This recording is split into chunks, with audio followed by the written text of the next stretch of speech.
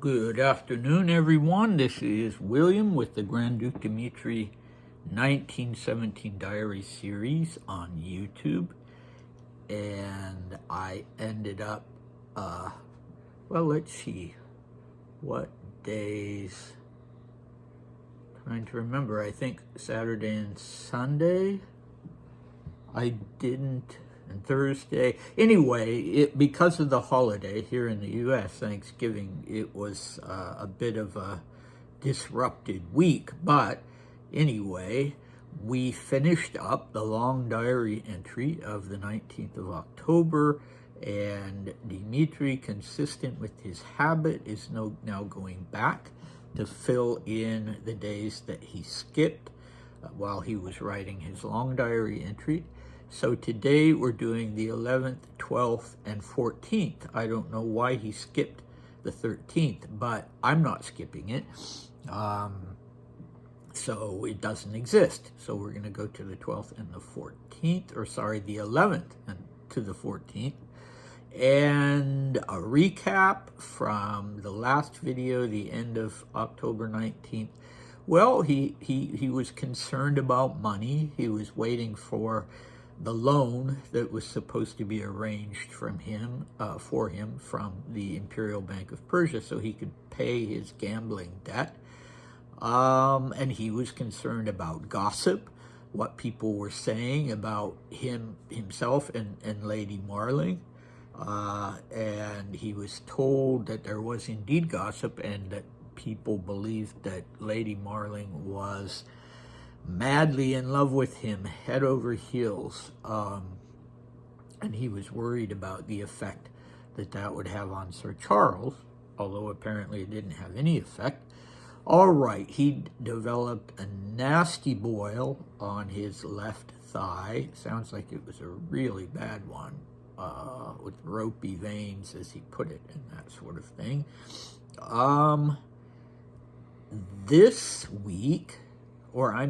Today, we're going into observations about a very important Shiite Muslim holiday.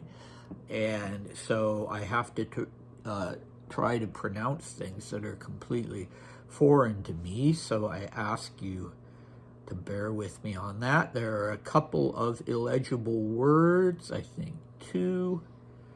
And so when I get to those, I'll just say blank. And yeah, of course, I should say a word or two about this being a sensitive topic because, when you're talking about anybody's religion outside your own, you're just bound to get things wrong.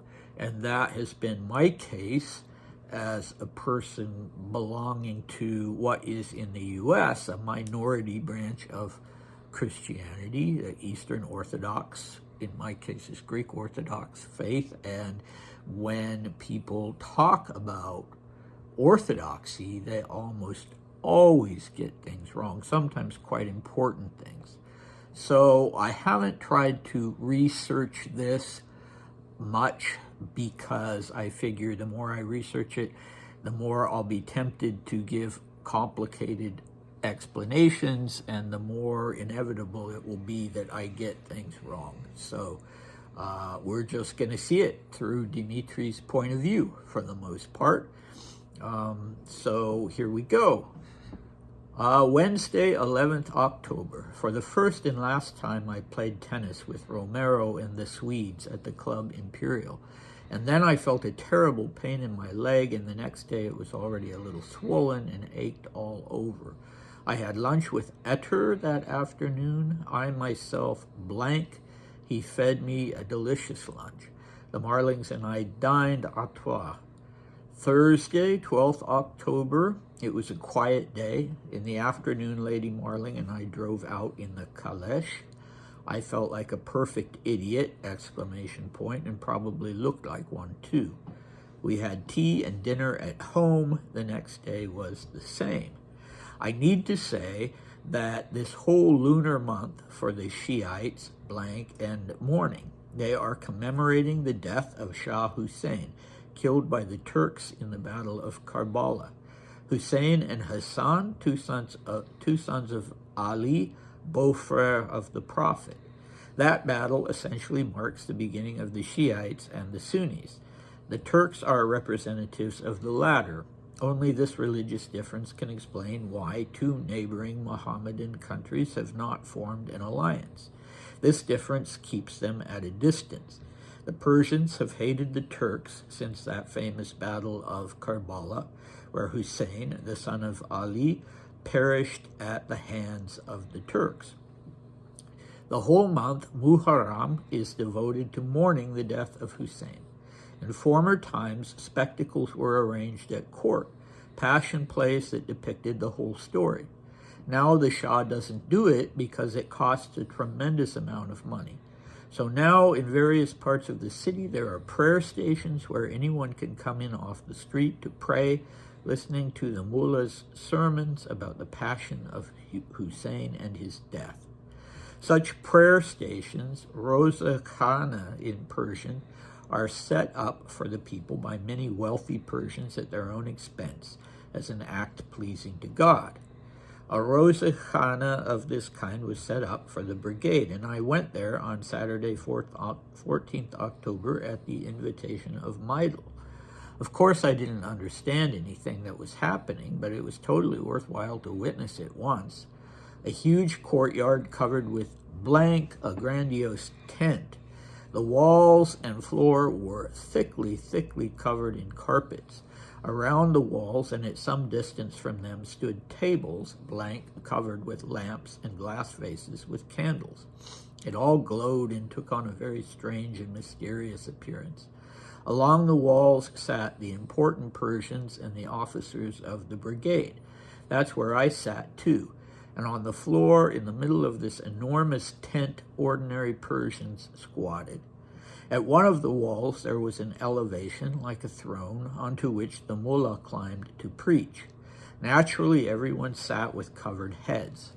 But when the mullah read a prayer or intoned a chant, everyone began singing and hats were removed, and then began an amazing spectacle which made a strong impression even on the Europeans, who didn't understand Persian. All the Persians began to sing, and to the beat of the song hit themselves firmly on the brow and chest, Shah Shahi Hussein Shahi, which means killed. Shah Hussein is killed. It's a horrible rhythm that so filled up the tent that everything began to shake and knock, even inside the ears. The Persians wailed and sobbed like women. I repeat, it was a very curious and strange picture. I left around 6 o'clock, but was pleased with what I had seen. Okay, interesting stuff. I'll just note in passing that this is the second time Dmitri has mentioned his embarrassment at having to ride in the kalesh, the little carriage with Lady Marling for their afternoon excursions. A man, in his estimation, should not do that. A man should ride on a horse and accompany the carriage. Okay, so Muharram is the name of the month, I gather, and Sunnis mark that as well. But Hussein is, Dmitri told us who he was. Dmitri clearly had a real fascination with this, and that's not, untypical of him at all. He was a curious and observant person. He was, as we know, particularly interested in esoteric religion and Eastern religion, so this was right up his alley. He'd clearly been filled in to a certain extent, and even mentions the political aspect as far as the wedge this drove between Turkey and Persia. And that was typical of him. When he was in England, he took a great interest in, for instance, the Irish question. Okay, so this was, this particular service was arranged for the Persian Cossack. Dmitri calls it brigade, but it was actually a division. And the officers were Russians, They were called instructors, and the NCOs and the Cossacks themselves were Persians. And so it was important, clearly, even though the officers would almost all have been Orthodox, it was important for them to attend this service that was so important to their men. Okay, the only thing that's a little sensitive, I suppose, is that Dmitri says that they cry and they wailed and sobbed like women. So that's a little bit, I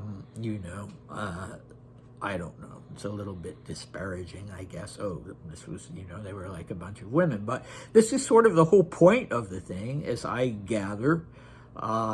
Here I'm on thin ice, but I believe, that it was to bring about this kind of deeply felt sorrow and grieving over the death of Hussein, and to bring people to this point where they were just fully immersed in it.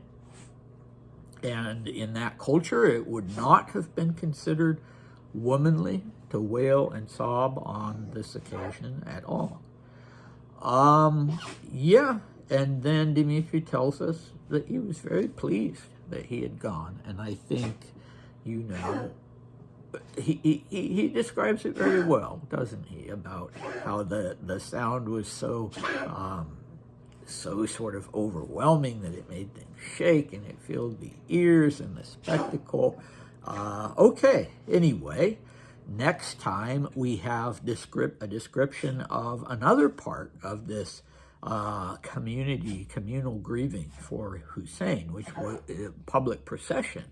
And there was an element of this that is actually now illegal in modern Iran. People aren't allowed to do it anymore, and it was something that shocked Dmitri. And so come back for that next time. We will be covering the 15th and the 16th next time. And I hope to see you then. All right, bye.